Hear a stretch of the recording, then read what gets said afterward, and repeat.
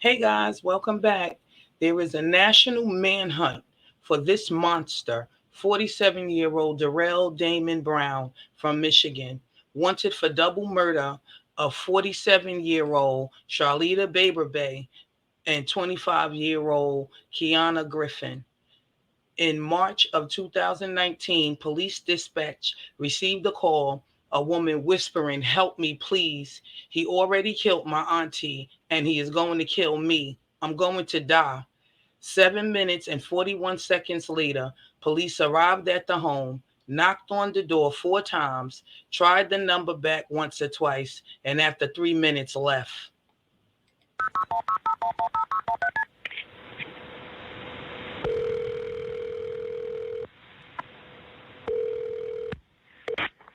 911 emergency. Hi, I need help. Hello? I need help. Okay, where are you located? I'm sorry, ma'am, I can't hear you. Are you able to tell me where you're located? No. Are you at a...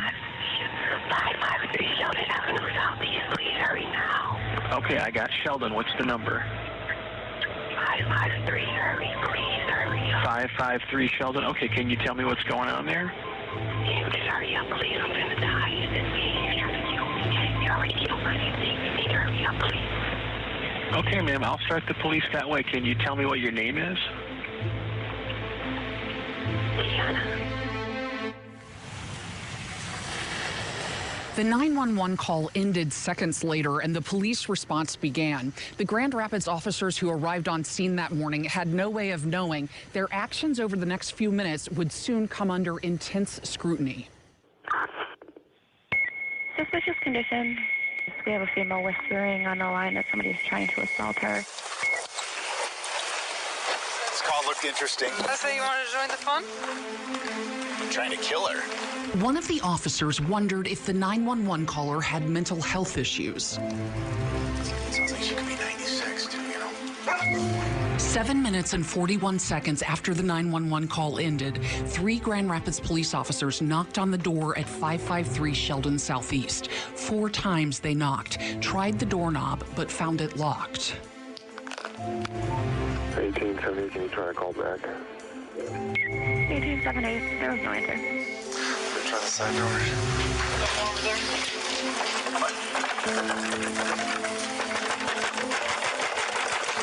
Seems like it's empty. You can see it. It looks like a little dining room or something in there. It's empty. There's nothing in the back here. It is painful to watch. It is painful to watch and heartbreaking to watch and listen to Kiana's call, because for me, it's like, dude, you're a 911 operator. People call 911 because they need help and it's a damn emergency. The fact that she was whispering, "I need help," clearly sounding in distress, hence, "Help, please, I'm going to die. He already killed my auntie and he's about to kill me. Please help me." You think the officers would have tried harder. And to say things like, "This call was interesting, and so you came to join in on the fun." Really? They clearly didn't take the call or the home visit serious. You clearly hear the officer say he's trying to kill her, mocking Kiana's 911 call. Where the hell does that spell out mental illness? I'm just saying. And less than 3 hours later, they were back. 553 Sheldon Avenue Southeast. For a female there not breathing, caller says a lot of blood. 2.5 hours after that first desperate plea. Can you tell me what your name is? A second frantic 911 call. 911 emergency. I'm the 553 Sheldon. My sister's not moving. Kiana Griffin, who had just turned 25, had known she was going to die. Can you tell me what's going on there? Can you just hurry up, please? It was a friend who found her body on the floor of an upstairs bedroom and yelled for Kiana's brother. I need you to tell me if she's breathing. Watch her chest. I don't know. She's not moving. She had been shot at least 4 times, once in the face. Oh, my Lord, please. my sister.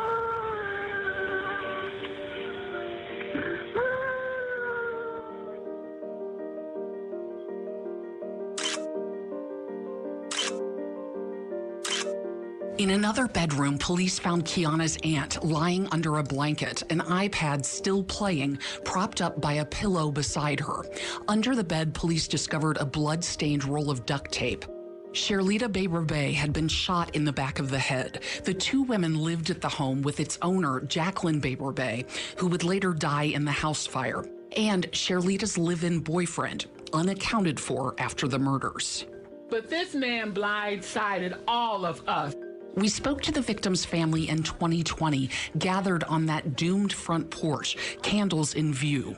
The family matriarch was still among them then, unaware of the second deadly tragedy that loomed. Jacqueline described her 47-year-old daughter, Sherlita, as her rock, a sweet, giving soul who had always been shy. She didn't have any boyfriends really during high school, so this was her first, kind of someone who paid attention to her. And at first he seemed nice. Jacqueline said the day of the murders began like any other. I leave the house at 8 o'clock in the morning. Everything was fine. The family's focus for the 2020 interview, finding the killer and holding police accountable. But then you have someone calling you saying someone is trying to kill me and you won't knock down the door. You don't know. She could have been tied up in this house. Anything. It was, quiet and the doors were locked. Grand Rapids Police and Kent County's prosecutor defended GRPD's response to Kiana's 911 call, explaining officers saw nothing at the house that gave them legal cause to break in. When there's no blood, it's a shut-up house. The house is a very protected Fourth Amendment. You got to have some pretty good reasons to go in. So I guess calling 911 and begging the police to help you because a man who just killed your auntie and is about to kill you is not a good enough reason for the police to break and enter a home. Okay, dude, just say your officers dropped the ball and take some responsibility. Got to be something that drive them more than just a phone call. They didn't care. They was here a minimum of 3 minutes, and they went on about their happy way. And then at 1 o'clock or so, you get another call and to the same house. And the same officers you come here, now you got to bring my family out in body bags because you didn't care at 10 o'clock. Police had given the killer a 3-hour head start, said the victim's family. Sherlita's boyfriend, Derrell Brown, had lived in the home on Sheldon for at least 2 years by then, but the family knew him only as Jay. People knew him, but knew he was there, but didn't really know much about him or anything like that. He was kind of a phantom. But a phantom who left a very visible trail. In an alley behind the home on Sheldon, police said they found a hastily tossed box of ammunition with 8 rounds missing, and in a plastic bag, a 9mm pistol, later matched to rounds at the crime scene. Even as police searched for evidence, surveillance cameras caught sight of Brown on foot a mile north of the crime scene. Among his stops post-murder, the Grand Rapids Children's Museum. Watch as he walks with purpose to the front desk, reportedly telling workers he knew someone inside before exiting 12 minutes later. Soon after, it seems Derrell Brown vanished. The unusual part about it is how he's been able to just completely disappear. U.S. Marshals believe Brown fled the state and may be getting help from associates or family. We tried to ask them ourselves. I'm working on a story about Derrell Brown. Was hoping to talk to you about him. I'm sorry, what'd you say? Get away from my door. Thank you. Derrell Brown, now 48, grew up in Grand Rapids, but U.S. Marshals say he also has relatives in Wisconsin, Arizona, Georgia, and Ohio. There's a $25,000 reward for information that leads directly to his arrest.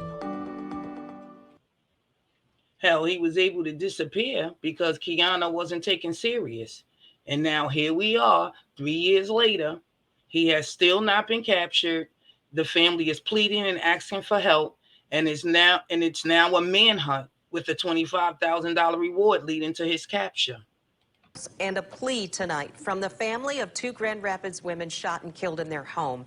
It's been nearly 3 years since the double murder on Sheldon Avenue, yet their suspected killer remains on the run tonight. But Target 8 investigator Susan Samples tells us that the victim's family has a message for the killer, the community, and the nation. Susan. We continue tonight with our investigation into double murder suspect Derrell Brown, who he is, where he might be. But first, from the victim's family, a plea to the public to be vigilant. Brown could be anywhere. To Brown himself, the family says, "You will pay for what you did."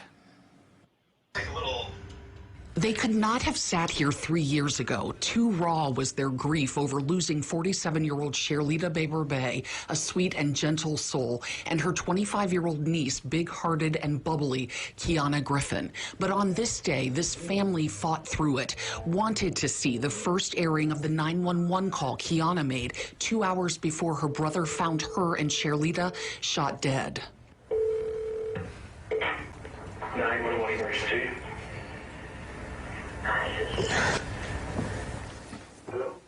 It is excruciating, but not talking about the loss, not speaking out, is not an option, says this family, because the man police say murdered Anya Griffin's daughter and sister is still out there walking free 3 years later. Someone knows something, because he had to have help. It's not if he gets caught, but when he gets caught. He can't run forever. He is 48-year-old Derrell Brown, Sherlita Bay's live-in boyfriend. And while no one liked that he did not have a job, the family said they saw no sign he was violent. And some people say he was a little strange, he was a little different, you know, but they said that about my sister too. She was quiet, you know, she wasn't a social person. So just because you're quiet and you're a little different than everyone else doesn't mean that you're a murderer. What the family did not know, others had witnessed Derrell Brown's violent side, though he hid it well. Totally unassuming, totally mild-mannered.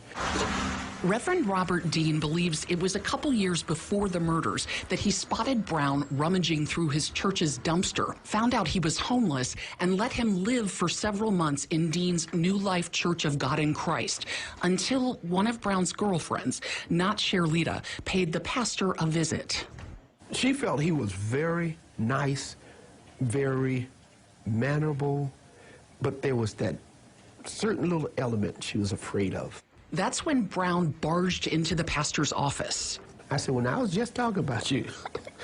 And he come, well, I forbid her to talk to males. Oh, no, you're not. I said, now, you sit down. I said, it's my office. Dean said the woman opened her mouth to speak and Brown lunged toward her, prompting Dean to jump up to restrain him and order him to leave the church and never come back. For me, it was like almost like a Dr. Jekyll, Mr. Hyde. Court records document Brown's explosive violence toward women. In 2005, another woman, the mother of one of Brown's children, told police he thought she had gotten smart with him, so he tied her up with cords, kicked her in the face, gagged her, urinated on her, and doused her with lighter fluid.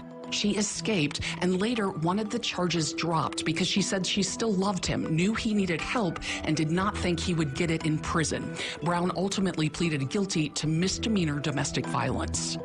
My sister, she loved him. She had never had a boyfriend before. Griffin said while Sherlita loved Brown, he and Kiana, who also lived in the home, did not get along. They weren't fans of each other. And I think she wasn't a fan because, like I said, he wasn't working. And he probably wasn't a fan because he was like, oh, she's exposing me for who I really am. Now, the family wants justice for Kiana and Sherlita and hopes someone will spot Brown and report it to the U.S. Marshals or 911. You know, every day in my purse, I carry Kiana's high school diploma. Because that's like her last and greatest accomplishment. There'll be no grandkids, you know. And it's just not fair, you know, that he's free and he shouldn't be.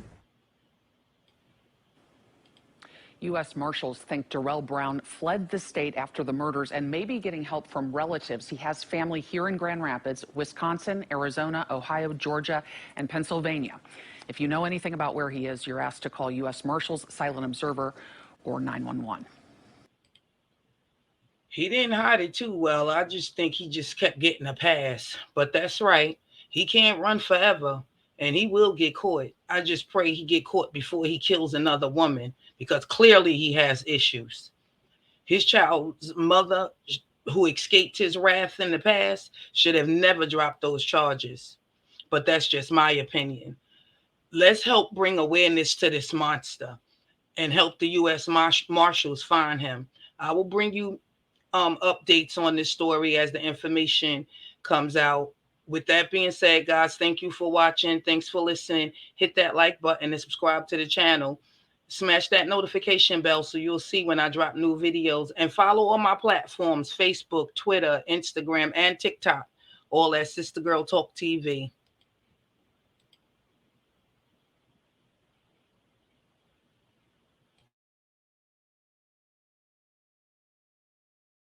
The first arriving companies found a heavy volume of fire in the front of the house. There was no one standing out front, yet there was cars in the driveway. So it was a bad sign right from the start. The first person they found was the grandmother, and then after that, the child. They tried to get out, but were unable to.